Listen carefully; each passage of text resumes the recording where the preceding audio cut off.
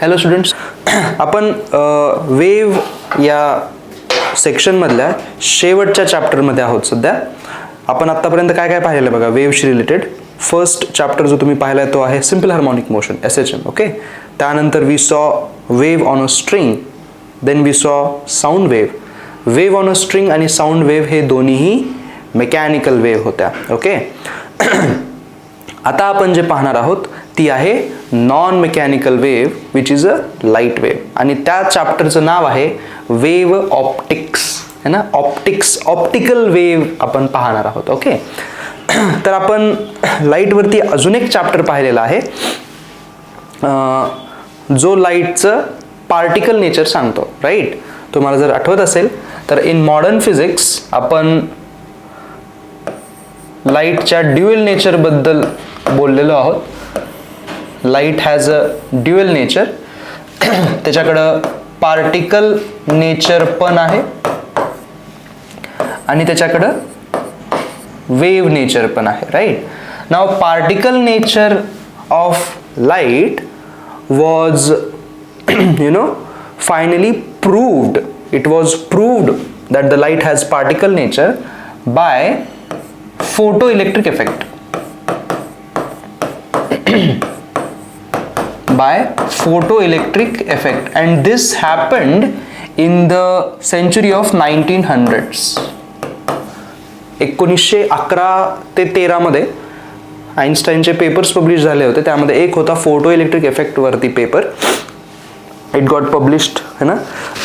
आणि त्यानंतर after some years another scientist they developed an experiment to check whether the theory given by Einstein is correct or not, and it proved that indeed light has particle nature. Okay, but light also has a wave nature, and this is proved by Young's double slit experiment.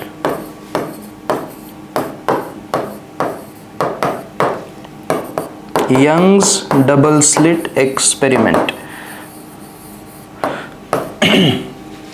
आता हा जो आहे, this experiment was done by the same scientist named Young, and this was done in 1800s. बरं का. तर light बद्दलची history थोडीशी मोठी आहे, है ना. Scientist fought over the basic nature of light, म्हणजे लाईट काय आहे. Does light has a particle nature और it has a wave nature, ह्याच्याबद्दल खूप मोठं एक प्रकारचं वॉर असल्यासारखं चालायचं. अँड देर वर two parts. One section of the scientist believe that light Indeed is a particle, and another one believed that light is a wave, है ना.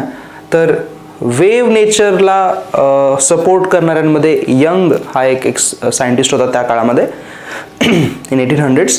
पण याच्याही अगोदर यंगच्या अगोदर in 1700s the most dominant figure in the science community ज्यांनी particle नेचरला खूप जास्त सपोर्ट केला होता दॅट वॉज न्यूटन.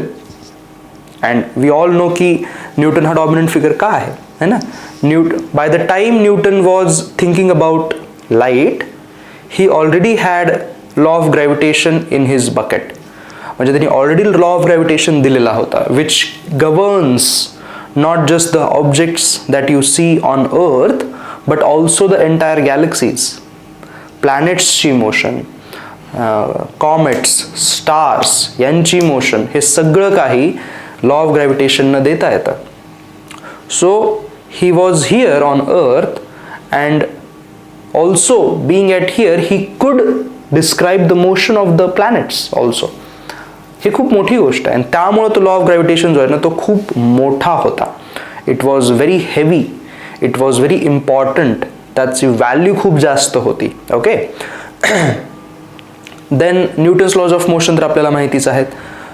नंतर त्याचं एक स्वतःचं मॅथमॅटिक्सचं एक बुक आहे न्यूटनचं, प्रिन्सिपी ऑफ मॅथमॅटिका म्हणून, ज्यामध्ये त्यांनी कॅल्क्युलस हे नवीन मॅथमॅटिक्स इन्व्हेंट केलेलं आहे. ॲक्च्युली तुमच्या फिजिक्सच्या 11th 12thच्या स्टार्टिंगला तुम्ही इंटिग्रेशन डिफरन्सिएशन जे पाहतात, बेसिक इंटिग्रेशन डिफरन्सिएशन, त्याचं इन्व्हेन्शन न्यूटननी केलेलं आहे. ओके, इन्व्हेन्शन केलेलं आहे बरं का. इन्व्हेन्शन वेगळं, डिस्कवरी वेगळी. He invented that mathematics because त्याची गरज होती. All right. त्याच्या अगोदर म्हणजे न्यूटननी ते इन्व्हेंट करण्याच्या अगोदर, कॅल्क्युलस इन्व्हेंट करण्याच्या अगोदर there was no such mathematics ज्याच्यामध्ये तुम्ही dy/dx कॅल्क्युलेट करू शकत होतात, तुम्ही डिफरन्सिएशन करू शकत नव्हतात, तुम्ही इंटिग्रेशन करू शकत नव्हतात. तुम्ही फक्त स्टॅटिस्टिकल मॅथमॅटिक्स करू शकत होतात, अल्जेब्रा करता येत होतं, ट्रिग्नॉमेट्री, जॉमेट्री हे करता येत होतं, but not this. So he invented that. So न्यूटनचं नाव खूप मोठं होतं. Okay, he was very very very influential and he supported the particle theory of light, है ना. आणि मग त्याला खूप जास्त तो सपोर्ट करायचा. And eventually because Newton was supporting particle nature almost accept केलं गेलं होतं. But Newton did not have experimental proof for his theories. See, it was 1700s आणि त्या काळामध्ये इतकं जास्त डेव्हलपमेंट झाली नव्हती टेक्नॉलॉजीमध्ये. So he could not prove his theory. ठीक आहे. But there was a consensus की न्यूटन बोलतोय तर it should be correct, है ना. So from 1700 to 1800 the duel was going on with particle nature being on top. ठीक आहे, तो जास्त heavy होता. But in 1800s this guy Young, he came up with the experiment to prove the wave theory. To prove the wave theory. त्यांनी तो experiment करून दाखवलं की the result that you see here cannot be explained by the particle nature.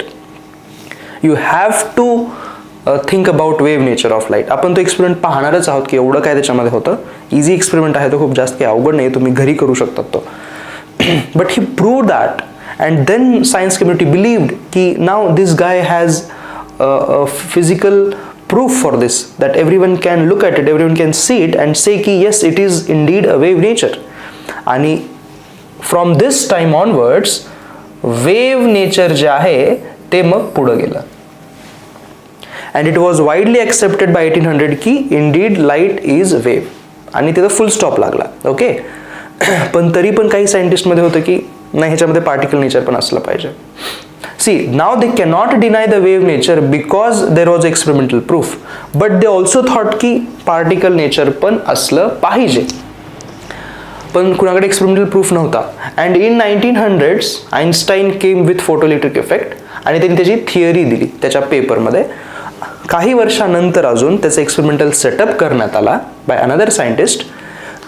And in that experimental setup everything, the results they matched with the theory given by Einstein. आइन्स्टाईनचे जे predictions होते त्यासोबत त्या एक्सपेरिमेंटचे result हे match झाले, proving that light also has particle nature. आता जेव्हा हे सगळं काही बाहेर आलं, now we have experimental proof for both of them. हे दोन्ही करेक्ट आहेत, दोघांचे प्रूफ आहेत.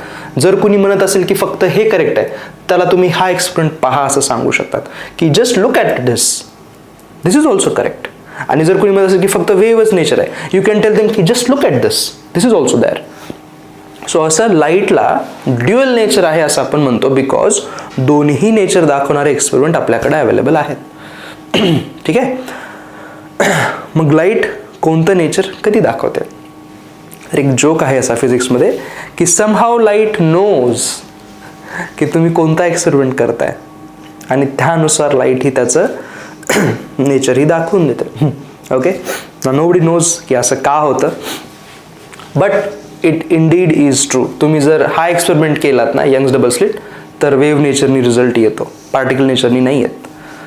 पण फोटोइलेक्ट्रिक इफेक्ट जर केलात तर मग तेव्हा पार्टिकल नेचर दाखवलं जातं, वेव्ह नेचर नाही दाखवलं जात. So this is a mystery. ठीक आहे. आणि ॲक्च्युली ह्याला जर थोडं पुढं आपण पुढं नेलं की हे ड्युअल नेचर जे आहे फक्त लाईटकडेच आहे का, तर नाही. Actually dual nature is shown by even the electrons, protons, neutrons ह्यांच्यापासून पण ड्युअल नेचर हे दिसलेलं आहे. म्हणजे इलेक्ट्रॉन जो आहे तुमचा, त्याचं पार्टिकलचं मास आपल्याला माहिती आहे, त्याचं चार्ज माहिती आहे, त्याची वेव्हलेंथ पण काढता येते इलेक्ट्रॉनची, त्याच्या वेव्ह नेचरची. So dual nature is not just shown by light, it is also shown by electrons, which you as know they are particles, but they also have wave nature. So light having dual nature is not like an anomaly, हे काही exception नाही आहे. Electron पण ते दाखवतात. Actually in modern physics त्याच्या last पार्टमध्ये, modern फिजिक्सचा जो वेव्ह पार्टिकल ड्युॲलिटी होता त्याच्या लास्ट पार्टमध्ये आपण एक सेक्शन पाहिलेला आहे मॅटर वेव्ह म्हणून, de Broglie wavelength. It says की each and every matter has its own wavelength. Even I have my own wavelength. The camera has its own wavelength. The viewers, they have their own wavelength. The entire building, it has its own wavelength. The only problem is these wavelengths for matters is so much small that we can't just even calculate it. ठीक आहे. So आता मी जो इथं आहे माझ्याकडं पण एक wave nature आहे, माझी पण एक वेव्हलेंथ आहे आणि मी पार्टिकल तर आहे, तुम्हाला दिसतोयच. I am a bunch of mix of particles, right. पण माझी जी आता वेव्हलेंथ येईल ना ती इतकी कमी येते की ती कॅल्क्युलेट पण नाही करता येत. आणि मग वेव्ह नेचर माझं डॉमिनेट करत नाही, माझं फक्त पार्टिकल नेचर डॉमिनेट करतं. समजतंय? Similar with the mobile that I have, the microphone that I have, the camera that you are seeing in me, the board, ह्या सगळ्यांचे स्वतःचे वेव्ह नेचर पण आहेत. पण हे वेव्ह नेचर इतके जास्त डॉमिनेट नाही आहेत जितकं त्यांचं पार्टिकल नेचर आहे. सो पार्टिकल नेचर तर डॉमिनेट करतं आणि तुम्ही मला ॲज अ पार्टिकल पाहतात, ॲज अ मॅटर पाहतात. Okay. Light, electron and other particles जे आहेत, छोटे स्मॉल पार्टिकल्स, हे आता अशा बाउंड्रीवरती आहेत because of their sizes, because of their velocities, की ते दोन्ही नेचर तितकंच इफेक्टिव्हली दाखवू शकतात because they are at the boundary of their sizes. है ना.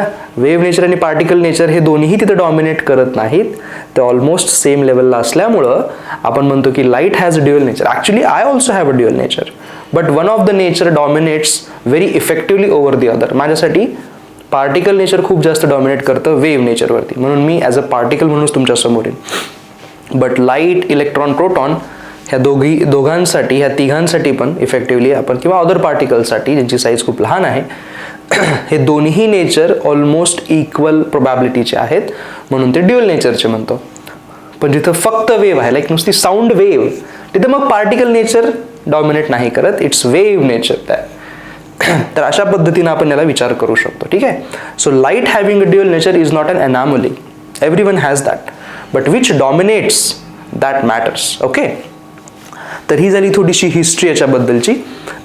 आता न्यूटननी जी पार्टिकल थिअरी सांगितलेली ती थोडीशी वाचून घेऊ. ह्यानं मी ऑलरेडी हे पॉईंट्स तुमच्यासाठी काढून ठेवलेले आहेत. बघा, तर न्यूटनची कॉर्पस्क्युलर थिअरी म्हटली जाते याला, इट्स पार्टिकल नेचर. त्यांनी काय सांगितलेलं न्यूटननी की लाईटचे जे हे पार्टिकल्स आहेत, छोटे छोटे पार्टिकल्स आहेत, त्यांना आपण कॉर्पस्कल म्हणू शकतो. कॉर्पस्कल म्हणजे छोटे छोटे particles. He gave that special word to it.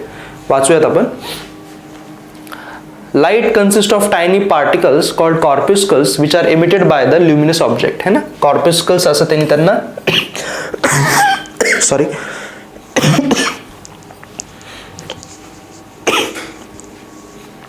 Okay. तर त्या टायनी पार्टिकल्सना त्यांनी कॉर्पस्कल्स असं नाव दिलं होतं. Second point, these corpuscles travel with speed of light in all directions. हे तर आपल्याला लाईक माहिती आहे की लाईट जी आहे ती स्पीड ऑफ लाईट त्याची असते c आणि ती सगळ्या डायरेक्शनमध्ये जाऊ शकते. है ना. हे त्याचं बरोबर आहे. त्यानंतर the corpusculars carry energy and momentum with दम.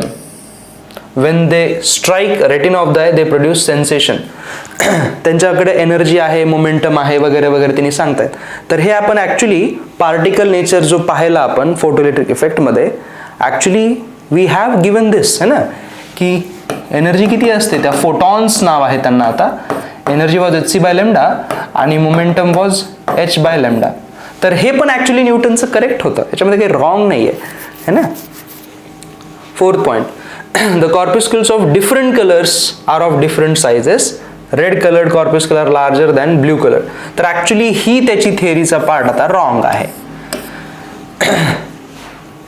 की पार्टिकल्सची साईज कलरवरती डिपेंड करते. तर तसं बिलकुल नाही आहे. त्यांनी काय म्हणले की रेड कलरचं लार्जर असतं ब्ल्यू कलरपेक्षा, म्हणजे त्यांनी वेवलेंथला रिलेट करतायत है ना.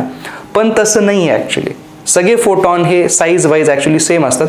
ॲक्च्युली हा खूप जास्त ॲम्बिग्युटीचा क्वेश्चन आहे की फोटॉनची साईज किती. कुणाकडेच याचा ॲक्च्युली आन्सर नाही आहे बरं का. फोटॉनची साईज किती, आपण त्याची एनर्जी सांगू शकतो, मोमेंटम सांगू शकतो, but size of photon or shape. See, मी जेव्हा फोटॉन म्हणतो डेफिनेटली तुमच्या डोक्यामध्ये स्फेरिकल शेप येतो, but nobody knows that. Even for electron म्हटल्यानंतर तुम्ही स्फेरिकलच शेप इमॅजिन करत असाल राईट, किंवा प्रोटॉन म्हटल्यानंतर. But how to know what is the shape. किती लहान आहे तो, त्याचा शेप कसा सांगायचा right. No one knows about that actually. Okay, so हे रॉंग आहे की पार्टिकलची साईज त्यांच्या कलरवर डिपेंड करते. This is wrong. म्हणजे हे पुढे नाही जाऊ शकली idea. The theory could explain the reflection, refraction and rectilinear propagation. म्हणजे न्यूटनची थेअरी जी आहे त्याचं मेरिट्स जर तुम्ही म्हणलात तर हे त्याचं मेरिट आहे की तो त्याच्यानं रिफ्लेक्शन, रिफ्रॅक्शन, रेक्टिलिनियर प्रॉपगेशन म्हणजे तो एका सरळ लाईनमध्ये जाईल लाईट, हे तो सांगू शकला. सी, रिफ्लेक्शनमध्ये काही एवढं जास्त अवघड नाही आहे. तुम्ही एखादा पार्टिकल घ्या, एखादा बॉल घ्या आणि तो भिंतीवरती कोलाइड करा है ना, बाय सम अँगल थीटा है ना. तुम्ही भिंतीवर जर त्याला कोलाइड केलात, तुम्ही घरी एक्सपेरिमेंट करून पाहू शकतात. जर तो बॉल त्याची एनर्जी जर लूज करत नसेल त्या सरफेसवरती, तो त्याच स्पीडनी जर परत आला तर ॲक्च्युली तुम्ही दाखवू शकतात की अँगल ऑफ इन्सिडन्स आणि अँगल ऑफ रिफ्लेक्शन हे सेम येतात. त्यांनी तेच न्यूटननी पण वापरलेलं आहे, अजून काहीच नाही. Angle of incidence equal to reflection, तेच तर लॉ ऑफ रिफ्लेक्शन आहे राईट. तर हे न्यूटनच्या थेअरीचं मेरिट आहे.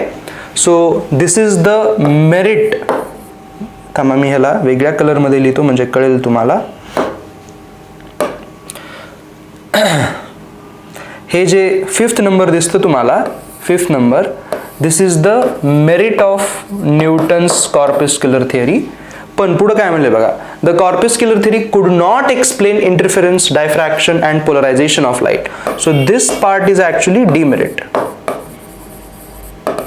हे एक्सप्लेन नाही करता आलं न्यूटनच्या थिअरीनं. इंटरफेरन्स, डायफ्रॅक्शन आणि पोलरायझेशन हे जे आहेत हे आपल्याला आता पाहायचे आहेत. ते या चॅप्टरचा पार्ट आहे. तुम्ही या अगोदर डायफ्रॅक्शन, इंटरफेरन्स काय असतो ते नाही आहे पाहिलेलं. इंटरफेरन्स पाहिलेलं आहे तुम्ही, ॲक्च्युली त्याला वेगळं नाव देतो आपण, सुपरपोजिशन म्हणतो आपण.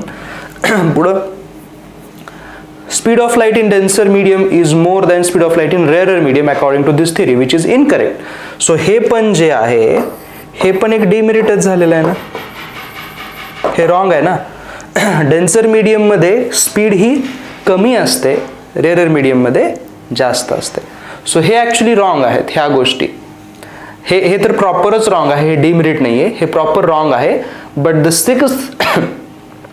सिक्स्थ पॉइंट वॉज सेइंग की Newton's theory was unable to explain these phenomenon of light. See, light आहे आणि तिनं जर हे फिनॉमिनॉन करत असेल, इंटरफेरन्स, डायफ्रॅक्शन आणि पोलरायझेशन जे आहे हे जर लाईट करू शकत असेल तर मग न्यूटनच्या थिअरीने ते सांगणं जरुरी होतं, एक्सप्लेन करणं जरुरी होतं.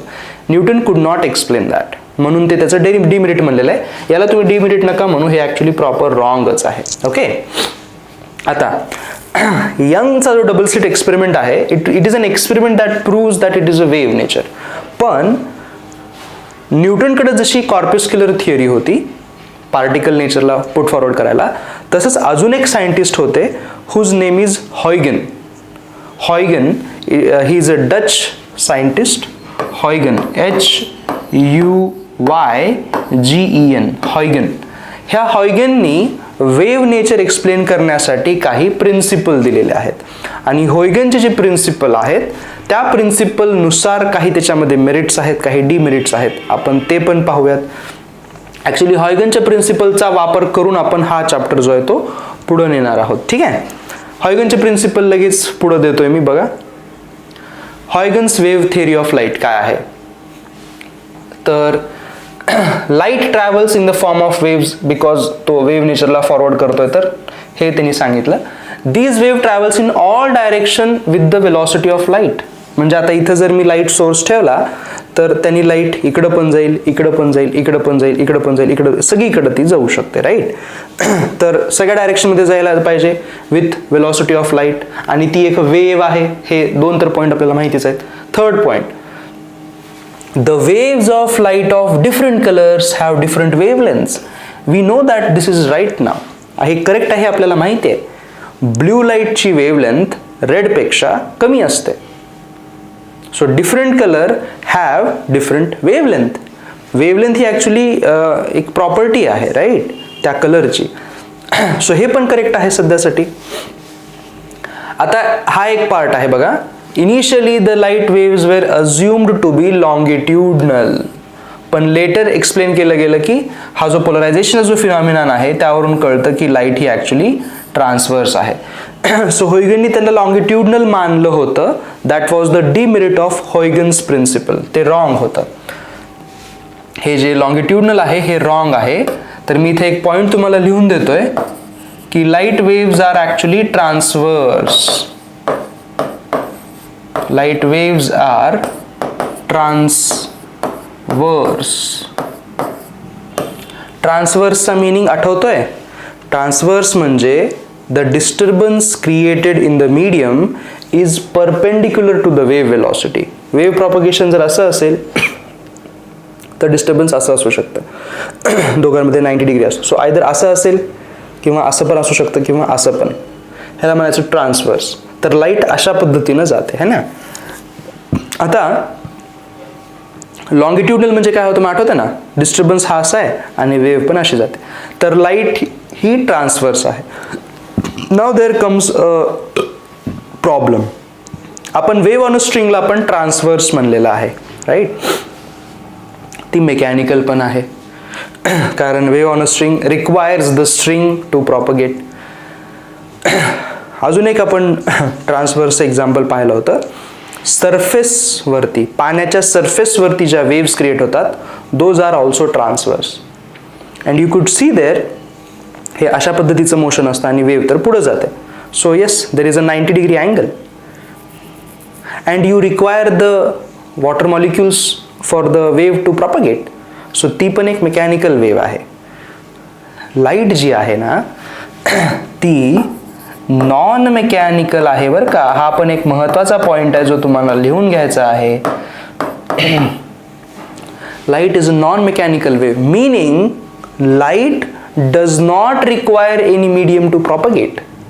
दिस is a point that you have to write. Light does not require any medium to propagate.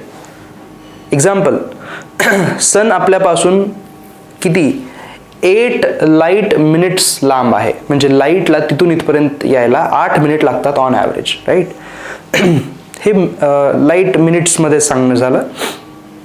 किलोमीटर्समध्ये सांगायचं झालं तर it is billions of kilometres. इतका लांब आहे सन. आणि तिथून इथपर्यंत वास्ट एम्प्टी स्पेस आहे. There is vacuum. Nothing is there. Nothing is there. Still light comes from sun to earth. It reaches earth. Light can propagate from sun to earth without any medium. म्हणून ती non mechanical आहे. ठीक आहे. तर आता मला हा प्रश्न खूप पडायचा है ना. आय होप की तुम्हालाही हा पडत असेल.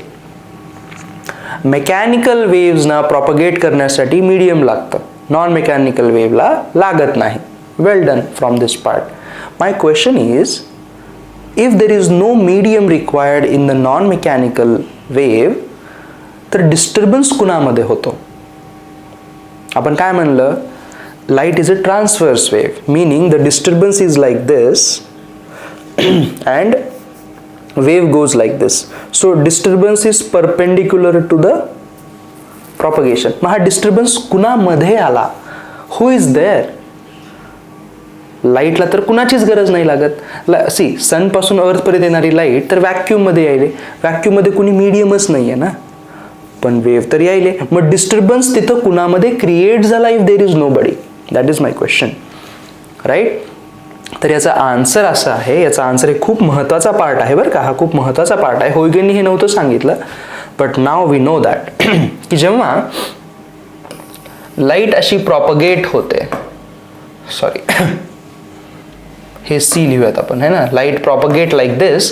तर या रिजनमध्ये या बोर्डच्या रिजनमध्ये कोणतंही मीडियम असण्याची गरज नाही आहे. व्हॅक्यूम इथं चालून जातो. पण जरी इथं हा व्हॅक्यूम असला ना तरी काय असेल माहिती का? इथं तुमच्या डोळ्यांना न दिसणारं इथं इलेक्ट्रिक फील्ड असणार आहे. इलेक्ट्रिक फील्ड ह्या प्रत्येक ठिकाणी there is an invisible quantity called electric field and magnetic field, जे की स्टार्समुळं क्रिएट झालेलं असेल, किंवा इथं जी लाईट सुरू आहे त्यांनी क्रिएट केलेलं असेल, किंवा मी आहे माझ्या चार्जेसनी इलेक्ट्रिक फील्ड क्रिएट केलेलं असेल. राईट, थोडी तरी व्हॅल्यू असेल. It won't be zero, may be zero, we don't know, काहीतरी व्हॅल्यू असेल. तर हे जे इलेक्ट्रिक फील्ड आहे ना, ही क्वांटिटी डिस्टर्ब होते जेव्हा लाईट प्रॉपगेट होते. म्हणजे इथे जी इलेक्ट्रिक फील्डची जी काही व्हॅल्यू आहे ना, ती अशी पॉझिटिव्हमध्ये वाढते, परत कमी होते, निगेटिव्हमध्ये वाढते, आणि परत नॉर्मल झिरोला येते. असंच हे प्रत्येक पार्टिकलचं चालतं. ऑसिलेट करतं तिथलं इलेक्ट्रिक फील्ड, पार्टिकल नाही सॉरी, या रिजनचं इलेक्ट्रिक फील्ड ऑसिलेट करायला लागतं असं. तर जी डिस्टर्बन्स म्हणतोय ना आपण, that disturbance is actually in the quantity of electric field. Electric फील्डची व्हॅल्यू बदलली जाते सिंपल हार्मोनिक मोशनमध्ये. म्हणजे सायक्लिक पिरियॉडिकली अशी वाढवली जाते, कमी केली जाते, परत झिरो, वाढली जाते निगेटिव्हमध्ये, परत झिरो, परत, असं कंटिन्युअसली चालतं. And not just electric field, actually magnetic field पण ऑसिलेट होतं Wien light travels. Okay, so actually आपण असं म्हणतो बघा, आपण स्टार मार्क आहे, Wien light wave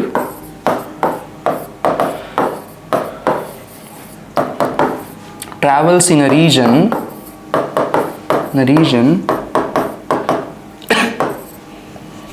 it periodically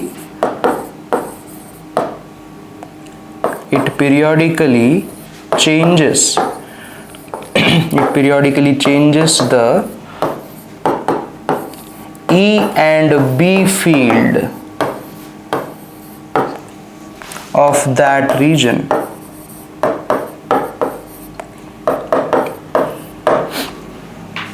It periodically changes the E and B field of that region. म्हणजे त्या रिजनचं इलेक्ट्रिक फील्ड तो पिरियॉडिकली चेंज करतो, मॅग्नेटिक फील्ड तो चेंज करतो. फक्त ह्याच्यामध्ये इम्पॉर्टंट पॉईंट काय आहे, हे इलेक्ट्रिक आणि बी फील्ड तो जे चेंज करतो ना, ते एकमेकाला परपेंडिक्युलर डायरेक्शनमध्ये चेंज करतो. Vector E and vector B are perpendicular to each other and perpendicular to velocity c.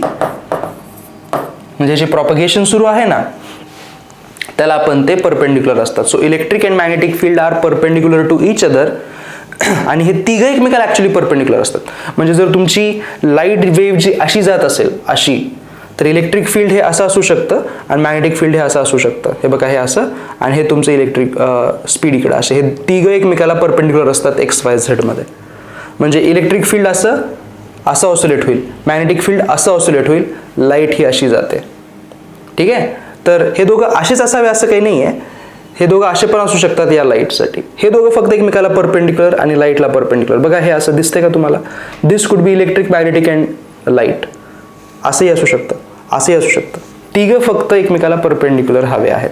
That is all that matters. Okay, तर हा खूप महत्त्वाचा पॉईंट आहे. तर आता परत मागे येऊयात आपल्या पॉईंट्समध्ये. हां, हे हॉयगनच्या प्रिन्सिपलमध्ये आहे. 5th point, the whole universe with all matter and space is filled with a luminiferous medium called ether of very low density and very high elasticity.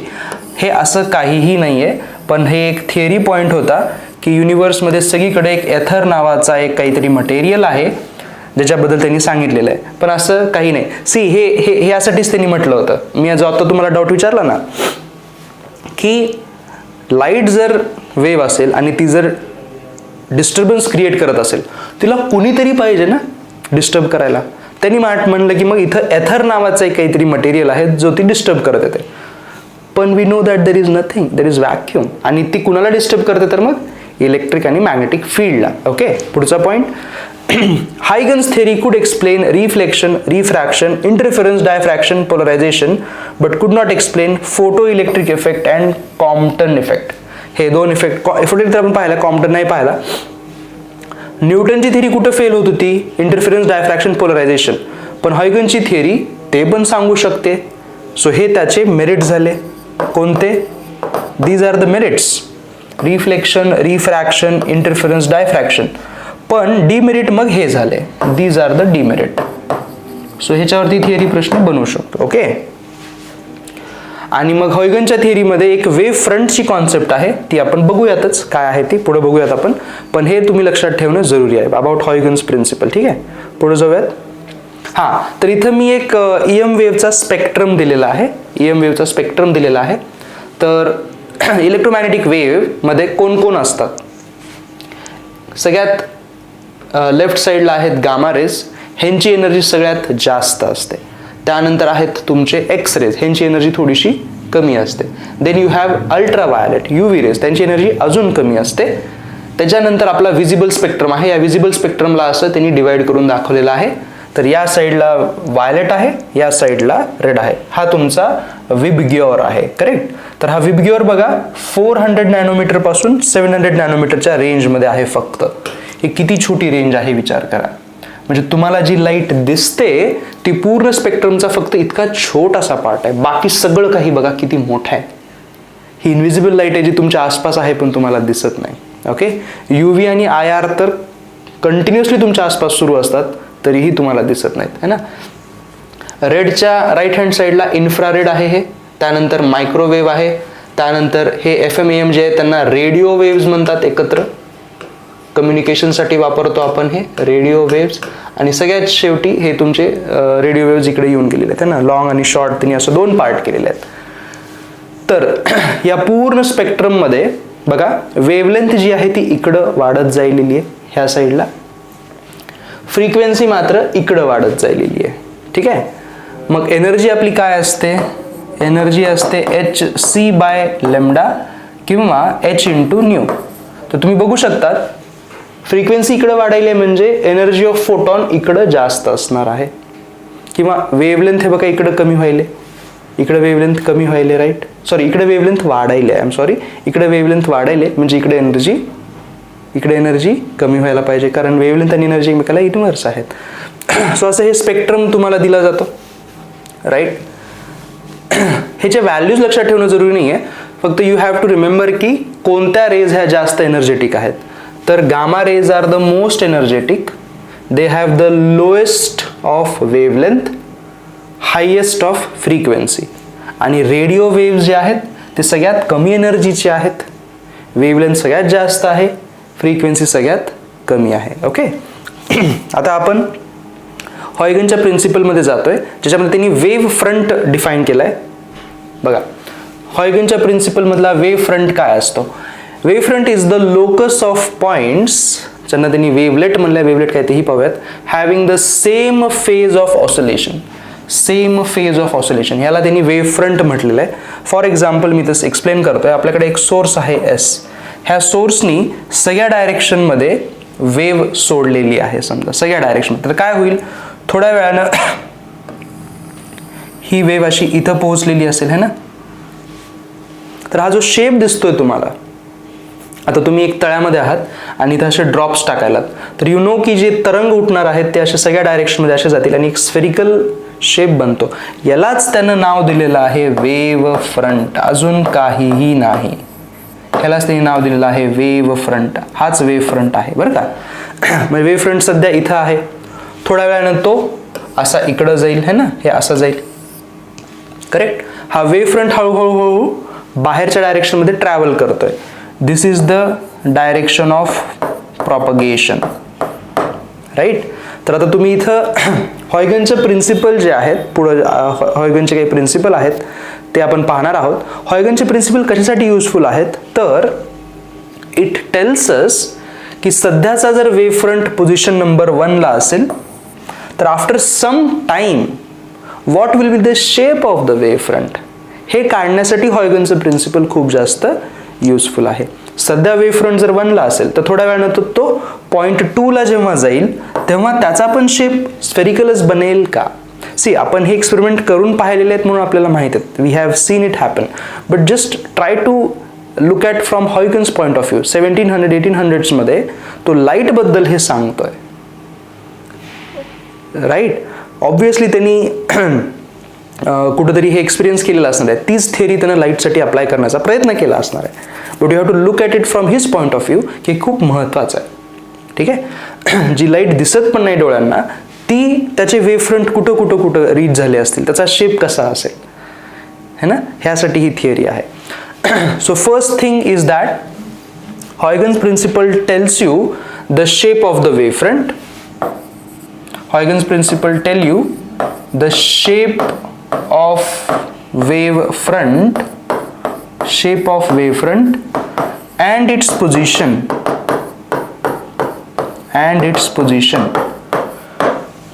म्हणजे तुम्हाला ओरिजिनल वेवफ्रंट माहिती आहे, सेकंडरी वेवफ्रंट कुठं बनेल, त्याचा शेप काय असेल, यासाठी हॉयगन प्रिन्सिपल महत्त्वाचा आहे. दुसरी एक महत्त्वाची गोष्ट इथं तुम्हाला लिहून घ्यायची आहे, ती म्हणजे जी प्रॉपगेशन आहे वेव्हची, ती वेव फ्रंटला परपेंडिक्युलर असते. Propagation is perpendicular to the wave front. म्हणजे या पॉइंटला वेव्हची वेलॉसिटी इकडं असेल, या पॉइंटला ती अशी परपेंडिक्युलर असेल, या पॉइंटला वेव्ह वेलॉसिटी इकडं असेल, या पॉइंटला ती इकडं असेल. हा एक खूप महत्त्वाचा पॉइंट त्यांनी सांगितला. ओके. तर वेव्ह फ्रंट म्हणजे all the points that oscillate in the same phase, त्याला त्यांनी वेव्ह फ्रंट नाव दिलं.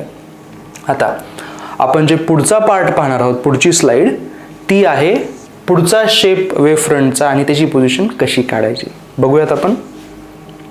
बघा, हे त्यांनी 3 पॉइंट्स दिलेले आहेत. पहिलं, every point on the given wave front, ज्याला त्यांनी प्रायमरी नाव दिलेलं आहे, can be regarded as fresh source of new disturbance and sends out its own spherical wavelets called secondary wavelets. म्हणजे काय, पुढच्या डायग्राममध्ये एक्सप्लेन करतो मी. बघा, हा जो ए पासून बी पर्यंतचा जो आहे ना, हा आहे तुमचा प्रायमरी. प्रायमरीला मी 1 डिग्री म्हणतोय. प्रायमरी हा तुमचा प्रायमरी वेव्ह फ्रंट आहे, जो की आपण मागच्या डायग्राम मध्ये काढला होता. हा जो नंबर 1 आहे ना, तो ए बी आहे असं समजा. ए बी तो मी तिकडे दाखवतोय, राईट. हा ए बी आहे प्रायमरी. ओके. तर या प्रायमरी वेव्ह फ्रंट वरचा प्रत्येक एक पॉइंट ॲज अ सोर्स म्हणून काम करतो. हा ॲज अ सोर्स म्हणून काम करायला लागतो आणि स्वतःचा डिस्टर्बन्स क्रिएट करतो. तो डिस्टर्बन्स ॲज अ छोटे छोटे स्फिअर्स बाहेर पडतात. त्याला त्यांनी नाव काय दिलेलं आहे, he called it wavelets, as a fresh source of new disturbance and send out its own spherical wavelets. तर हे स्वतःचा जो डिस्टर्बन्स ते सोर्सेस सोडणार आहेत त्यांना वेवलेट्स म्हटलं गेलं, सेकंडरी वेवलेट्स म्हटलं गेलं. म्हणजे हे छोटे छोटे बघा, हे असे ह्या पर्टिक्युलर टाइम मध्ये हे वेवलेट्स इतकं डिस्टन्स कव्हर करतील. हे समजते का तुम्हाला? ह्या ए सोर्सनी वेवलेट जो पाठवला त्यांनी एवढं डिस्टन्स दोन्ही डायरेक्शन मध्ये कव्हर केलेलं आहे, पुढं मागं सगळीकडे. हे असं कव्हर केलेलं आहे, राईट. हे असं कव्हर केलेलं आहे, हे असं कव्हर केलेलं आहे. असं प्रत्येक सोर्सच्या वेवलेटनी डिस्टन्सेस कव्हर केलेले आहेत. आता ह्याच्यामध्ये काय करायचं, दुसरा पॉइंट वाचूयात आपण. बघा, the secondary wavelets spread in all direction with the velocity of wave. म्हणजे सगळ्या डायरेक्शन मध्ये ते ट्रॅव्हल करतात. बघा बरं, सगळ्या डायरेक्शन मध्ये ट्रॅव्हल करतात. तुम्हाला दिसते का हे रेडियसची त्यांनी व्हॅल्यू किती दिलेली आहे, c into delta t, speed of light into किती टाइम लागला, ती रेडियस आहे. सगळीकडे त्या वेवलेटनी तितकं डिस्टन्स कव्हर केलेलं आहे. सो हे सेकंडरी असे वेवलेट्स तयार झालेले आहेत, गोल गोल गोल जे तुम्हाला दिसत आहेत, छोटे छोटे सर्कल्स. पुढचा point, a surface touching these secondary wavelets. Secondary वेवलेटच्या सरफेसला टच करणारा टँजेन्शियली फॉरवर्ड डायरेक्शन मध्ये जर तुम्ही एक सरफेस काढला तर तो तुम्हाला पोझिशन आणि शेप देतो नवीन वेव्हफ्रंटची. त्याला सेकंडरी वेव्हफ्रंट म्हणतात. काय काय करायचंय बघा, फॉरवर्ड डायरेक्शन मध्ये एकतर, हे बॅकवर्ड डायरेक्शनचा विचार नका करू. म्हणजे हा जो पॉइंट आहे ना, हा पॉइंट, ह्याचा विचार नका करू. म्हणजे बॅकवर्ड डायरेक्शन मध्ये जे वेवलेट्स बनवलेले त्याचा विचार नका करू. फॉरवर्ड डायरेक्शन मध्ये जे वेवलेट्स आल्या होत्या त्या सगळ्यांना टँजेन्शियली एका सरफेस मधून ट्राय करा फॉलो करण्याचा. असा हे बघा, हे असं एक सरफेस क्रिएट करा, हे असं जे सगळ्या वेवलेट्स पासून जातं फॉरवर्ड डायरेक्शनमध्ये. हा जो सरफेस बनेल ना, याला म्हणायचं सेकंडरी वेवलेट. हा प्रायमरी वेवलेट होता, हा सेकंडरी वेवलेट आहे. हा सेकंडरी वेवलेट तुम्हाला देईल पुढची पोझिशन. तुम्ही ऑलरेडी ए बी वरती होतात, आता wave A dash B dash वरती पोहोचलेली आहे आफ्टर डेल्टा टी टाइम. समजलं? हे हॉयगनचं प्रिन्सिपल आहे. आपल्या मागच्या डायग्राममध्ये हे जर प्रायमरी वेवलेट होता ए बी, तर बघा हे असेल तुमचं ए डॅश आणि बी डॅश. ह्या दोघांमधलं जे सेपरेशन असेल ते असेल स्पीड ऑफ लाईट इनटू लागलेला टाइम डेल्टा टी. इतकं सोपं हे प्रिन्सिपल आहे. ठीक आहे, म्हणजे तुम्हाला काय करायचे आहेत, काय करायचे आहेत, 1 2 3 पॉईंट मी परत एकदा सांगतो.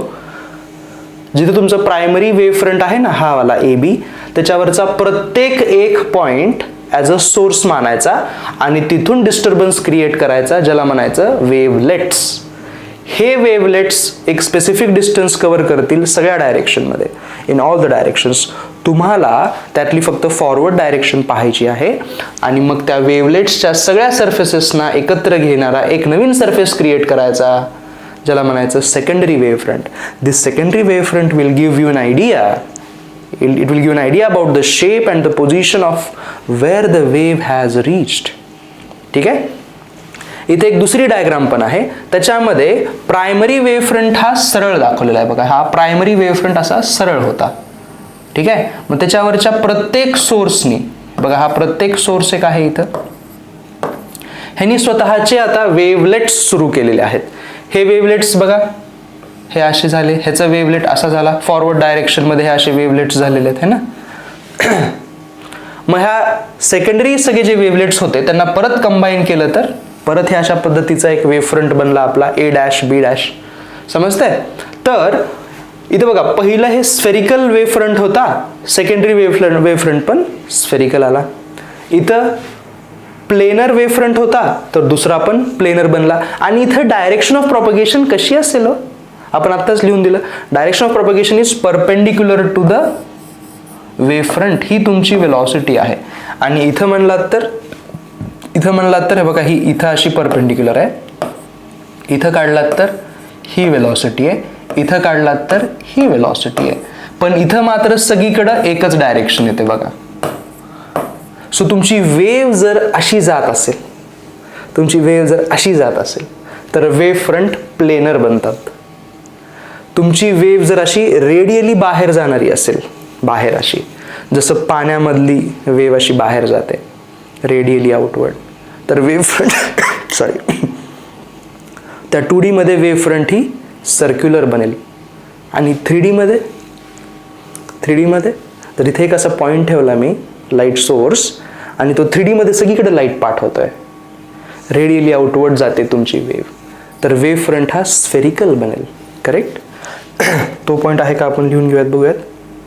इथं नाही, आपण आपले स्लाइड संपलेले आहेत, तर त्यासाठीच संपवले होते आपण, की जर पॉइंट सोर्स असेल आपल्याकडं,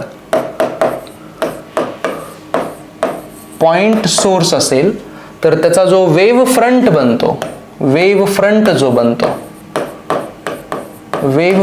बनतो तो स्फेरिकल बनतो, है ना. हा तुमचा पॉइंट सोर्स आहे, असा सोर्स. हे असे स्फेरिकल वेव फ्रंट्स बनायला लागतात.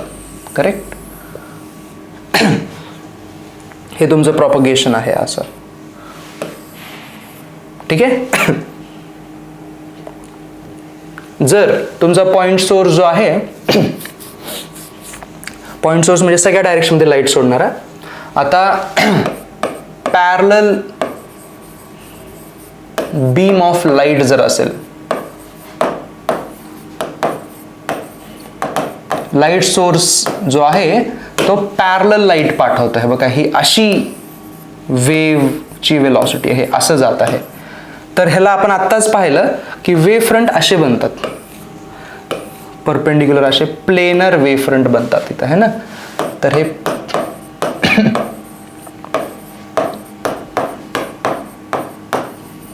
प्लेनर वेव फ्रंट बनतात, राईट. आणि समजा तुम्ही लिनियर सोर्स घेतला, लिनियर सोर्स म्हणजे असं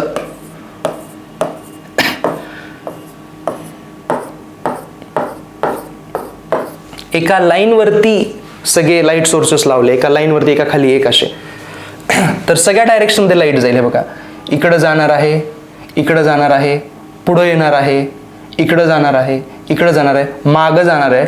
सो जो वेव्ह फ्रंट बनतो तुम्हाला दिसतोय का, सिलेंड्रिकल शेपमध्ये बनेल. हे असं हे असा सिलेंड्रिकल वेव्ह फ्रंट.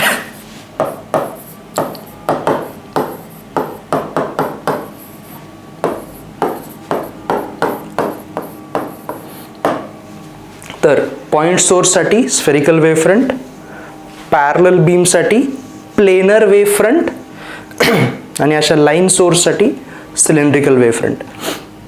ह्या ज्या कॉन्सेप्ट आहेत ना या शेपवाल्या, ह्या सिमिलर आहेत इलेक्ट्रोस्टॅटिकमध्ये, आठवत आहे, गॉशियन सरफेस सोबत सेमच आहेत. एकदा चेक करा. पॉइंट सोर्ससाठी गॉशियन सरफेस स्फेरिकल बनतात, लिनियर चार्जसाठी सिलेंड्रिकल बनतात आणि प्लेनर पॅरलल जर फील्ड असेल तर इथं प्लेनर गॉशियन सरफेसेस बनले होते. ॲक्च्युली गॉशियन सरफेस म्हणण्याऐवजी what I would say is equipotential surfaces. Point सोर्ससाठी इक्विपोटेन्शियल सरफेसेस हे स्फेरिकल बनतात. युनिफॉर्म फील्डसाठी हे असे तुमचे इक्विपोटेन्शियल सरफेसेस बनले होते है ना. हे असं जर फील्ड असेल तर these are the equipotential surfaces. म्हणजे हे इक्विपोटेन्शियल सरफेसेस आपले वेव्ह फ्रंट आहेत बरं का, हेच आपले वेव्ह फ्रंट आहेत. आणि लाईन चार्जसाठी सिलेंड्रिकल इक्विपोटेन्शियल सरफेसेस बनले होते, इथं सिलेंड्रिकल वेव्ह फ्रंट बनतात. ओके, तर इथं आपण आज थांबतोय.